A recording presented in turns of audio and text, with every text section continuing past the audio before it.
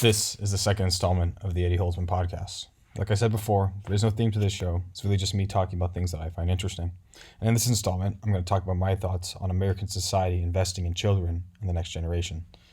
I think one of the tragedies of American society, and in most parts of the world, is the lack of investment in children and the next generation, and finding a way to utilize the full gifts and talents of our entire world and population.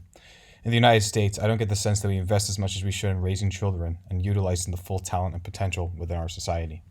Life isn't even close to fair, and some people get dealt hands that are unfair and have to overcome a lot more adversity and hardship compared to other people. For a wealthy nation, the United States has the fourth highest poverty rate in the world at 17.8% of the population, and in 2019, there were 34 million people living in poverty. When I see the amount of homelessness, addiction, and despair, it concerns me that we're not taking care of large portions of our population and bringing out the best of our society. Comedian and podcaster Joe Rogan has said, and I hold the same sentiment, that we've spent trillions of dollars overseas fighting wars and rebuilding countries in the Middle East when there are communities and people within the United States that we should be rebuilding within our own borders. I think our society's values are off because we don't do all we can to cultivate the potential of our own population. We leave urban ghettos and whole rural communities behind while fighting wars overseas. And FYI, I do fully support the military when used properly. Frederick Douglass has a quote that goes, "It's easier to build strong men than it is to repair broken ones." I think we would all agree that we are all products of our environment, for better or for worse. Many people have very difficult and rough upbringings and have to overcome trauma, neglect, abuse, etc., and navigate through society to become successful in the world in exceptionally difficult circumstances. Many, if not most people who come from a rough upbringing environment fall into the patterns of their past and repeat the trauma that was committed upon them, basically in a continuous negative feedback loop. And not that I come from a ghetto or marginalized community, but there are whole neighborhoods like the south side of Chicago or ghettos in Baltimore and Philly that are basically war zones, along with rural communities that appear to be forgotten and left behind by the nation. In theory, at least to me, our educational system is supposed to train people to become the best citizens and human beings they can be. But from my life experience, that is not the case. I can only speak for myself, obviously, but the majority of information I've learned in my formal schooling really has had no practical use in my working or real life. Student debt in the United States is at $1.6 trillion, so in many cases that people that do receive formal schooling are indebted and have trouble finding jobs even if they do have a college degree. Unfortunately, communities that are already impoverished and receive less funding and in many cases end up in a downward spiral. One of the problems is often resources, money, gets allocated to districts that are already wealthy.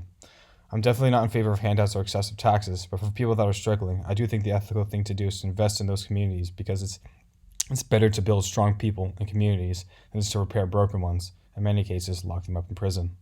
In the United States, we tell ourselves we live in a free country when we have one of the highest prison populations in the world. As of June 2020, the United States had the highest number of incarcerated individuals worldwide, with more than 2.12 million people in prison. Quite frankly, a disproportionate amount of those people being poor, black, and brown people. Not that there aren't white people or Asian people in jail. Even some deservingly, right? Wouldn't it be most beneficial that we give everyone a fair shake to succeed and offer all they have to the world? From my life experience, it feels, or is the case, that all the forces of society are either implicitly or explicitly doing everything they can to prevent you from becoming who you are, what you want to be in the world. In order to become who you are and what you want to be in the world, you have to fight with everything you have to even have the opportunity to do so. I think it's one of the tragedies of the United States and the world that each human being isn't utilized in a way that maximizes all the potential and good they have to offer to the world. The question is, how do we do that? How do we find a way to construct a society and world that utilizes the unique gifts and talents of each human being and forge the best world possible for ourselves and future generations? I'll never claim to know the answer, but I do think giving everyone a fair shake at least at making a living, being treated equally, contributing to the world benefits the greater good, the overall greater good. Finding ways to ensure everyone, especially people that have been dealt rough hands in life, receive at least an opportunity to work themselves out of their circumstances and contribute all they have to the world would benefit everyone. Attempting to shift cultures of entire countries and communities can take multiple generations. But as the saying goes, a journey of 1,000 miles begins with a single step, and each mountain is conquered one step at a time. Thank you for listening to this installment of the Eddie Holzman Podcast. I could go further down the rabbit hole, but decided to keep it as concise and general as possible. Feel free to message me, listen, comment, share, and subscribe to the podcast. It's on YouTube, Apple Podcasts, SoundCloud, and Spotify. Much love and peace out.